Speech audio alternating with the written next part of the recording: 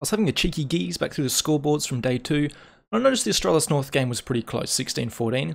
Then I looked into it more closely and I noticed North went negative 32 in kills, despite pushing the game to the max amount of rounds, so this really caught my curiosity. I went back through and looked at the first half. As you can see, obviously the sides have switched now, but North went only went +6 in their kills, despite absolutely dominating their T side 11-4. So I thought I'd have a look at a couple of rounds here where they did win, and look at some of the tactics they used and how they were able to use a team play to win these rounds despite not getting an incredible amount of kills. I had to look no further than round 1 for a perfect example here. They're going to throw a fake towards the A site and then go inner. It ends up really being a really good round, and actually a strategy I really like. So start off with here, we've got Config and AZ just pushing up here into the brown holes, clearing anything out if anyone tries to get some information, like Zipex does. They force him back. This doesn't really gain any of this information. They can just have control of this area if they decide they want to go towards B, which they obviously plan to. Now, Valde and MSL are going to throw 2 smokes. So Valde's going to smoke off the Ivy position from here. If you don't know this smoke, I recommend you go learn it. It's a very useful one. And then MSL's got a very standard smoke here, and then a flash over for Cajun B to come at A just to sell this a little bit more. So you see with this flash coming over, Cajun comes out with the flash, very standard CS kind of stuff. And he's just going to apply some extra pressure here. So we'll see that 4 players from Astralis are here over at A, which isn't uncommon. But with these smokes and a Cajun coming out, you'll see it delays the rotations over, even though Zipex sees a lot of bodies come down ramp. And if we just watch Cajun any further in here, you'll see he does a good job of not actually dying, but still applying pressure. Like he just has a little peek there, 1 or 2 shots, and he does a good job of just falling away here, keeping the 5v5 with the bomb down, giving them an even greater chance. And you'll see how slow someone like Kirby is to rotate, because they're worried about this flank coming in from Cajun. They don't know where he's gone. When he slipped that A main, and really just wasted a lot of time here, and delays the full brunt of the retake coming in from Astralis. So while this is all going on, the brunt of the attack obviously came in here towards B. You'll see Zipex is forced out of the site. That's a good Molotov. And AZ pushes up here behind that Molotov. You see how well thought out this is? Config's just gone full out what you'd expect from Config, and he's just pushing all the way in here. AZ maybe gets a little bit aggressive and gets spotted. He could have maybe just played a better angle, but you see they just swarm onto him. And he doesn't really achieve much, maybe wastes a couple of seconds. But Config's in a really good position here on a great flank because of how aggressive he was and how well they trusted the fake and how that Molotov was used to force Zipex back. Now, the rest of the players from North end up losing their lives here. You'll see they all just end up going down. Cajun's the last one left, and he just manages to waste enough time, and so much time's come off the clock. Dupree kills himself, as you can see here, and even though Config's flank didn't get any kills, so they still win the round because they were able to waste so much time overall with the fake and then having the pushed up positioning. And here we go again. 2 players alive from Astralis, so already North are +1 in rounds, but -2 in kills. Of course, North's utility usage is very good, but in this round here you're going to see they're going to save their utilities so late in the round once they're already kind of out onto the site that it makes retaking so hard for Astralis. They just end up saving, which of course costs them some rounds. So there's just one pop flash, and you'll see this is when the players come out here. Config hits a nice shot, and then they're all just rushing out here by themselves. AZ's the one player coming down from SL. He gets the nice kill there. And you'll see it's a very simple take. The smokes are down now, but you'll notice they just come out with one flash. There's a good flash there for MSL to peek onto anyone near where Old Bomb would be, and it's now in a 4v2.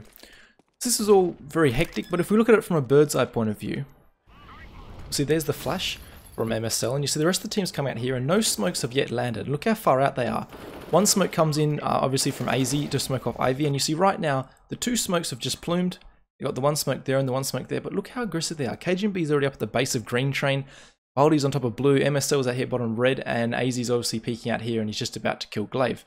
And this is very late to have these smokes appear. Normally in an execute, you'd throw your smokes to block off these choke points when we're going onto the site, we don't have to worry about it.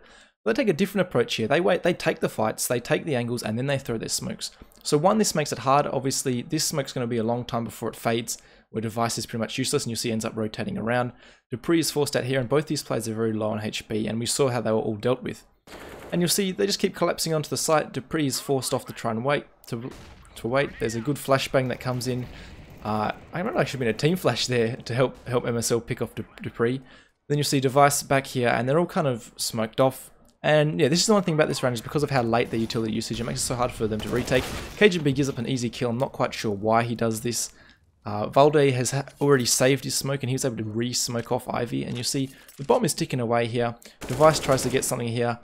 And as soon as that bit of damage goes in, they work out where Device is. You see Zipex is straight away moving up there with the X-ray. And this round's pretty much done. Device gets a pick falling away, but there's too little time left on the clock with A site. There's so many angles to clear. And I just thought, yeah, the main thing to take away from this round is the fact that they exploded onto the site and then threw their smokes later. Just those few seconds where they don't have to wait, they're not throwing the smokes, then waiting, and throwing their flashes, then going out. They're putting so much extra time on how long their smoke grenades are locking out players.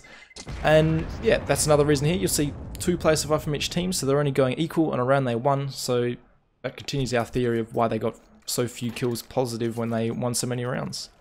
So round 13 now, you see obviously to start off with, North have a little bit of an advantage as far as utility is concerned, but Astralis have enough.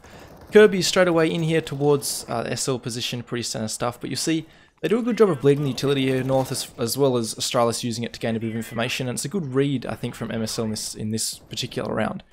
So Kirby uses a good Molotov here, and Glaive smokes off from take A main control. This is a lot of pressure onto North, they don't have control of this area, and it gives Astralis an early warning system if someone does try to come in here towards A main. Obviously they're aware of this because KGB is here watching it.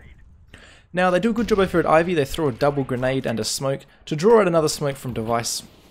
I think if you can throw 2 HEs on the T side and it draw out 1 smoke, you're doing a pretty good job, and they're throwing even more utility here, just really selling this idea. And you see how the setup is. They obviously have Zipex here just spotting for anyone coming out of B.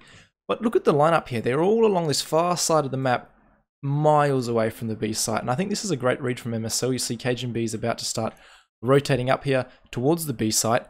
And if we just play it through, they're going to end up what I think was supposed to be some kind of B split. Obviously, with a lot of players here, it becomes quite difficult for Config and Valdi. But notice Device, he's about ready to start rotating off. I haven't seen anything. That's a bad smoke. They think it might just be a bit of a fake. You see, there's a bit of a gap as well because it did hit the railing. And Dupree sees no one, for a while at least, because they're slow walking. But you'll see Device is about to rotate off, and then, oh no, Dupree's gone down. It's forced him to stop rotating.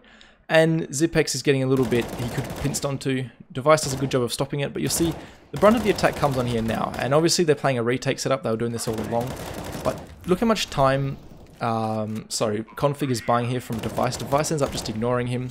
He does end up going down to Glaive there. But notice the fights that KGB and MSL are taking. I've just missed it there, but I'll rewind a little bit quickly. So as he gets caught off guard, and they know if they don't take a fight, they're going to get pinched onto. MSL hits a nice shot here, Cajun also hits a nice shot, and they're just like fighting off each other. So they're peeking off each other's contact. You just saw MSL's bullets go flying past. Another good flash for Cajun B to peek off, and he's getting some good information. He knows there's probably 2 players there. I think he might have spotted them both. That's a nice shot, and you notice MSL is now the one. He's looking at the flank, he's playing time. Actually, they didn't know there was 2 players there, otherwise MSL wouldn't be looking at flank. But you'll see he does a good job here of positioning himself as Cajun B learns where he is. He does a good job of positioning himself where he's not going to be seen. KGB basically sacrifices himself to throw a Molotov, and MSL, look at this, so sneaky. Because there's so little time left, Glaive has no choice but to run. MSL's in a position where he can just walk around in circles. No time left, Glaive survives, but again, North win the round. So again, North going -1, but winning the round. That's all, guys. That's just 3 rounds I thought were particularly interesting. Hopefully you learnt something from them. Make sure to subscribe if you like this kind of content, and I'll see you all later.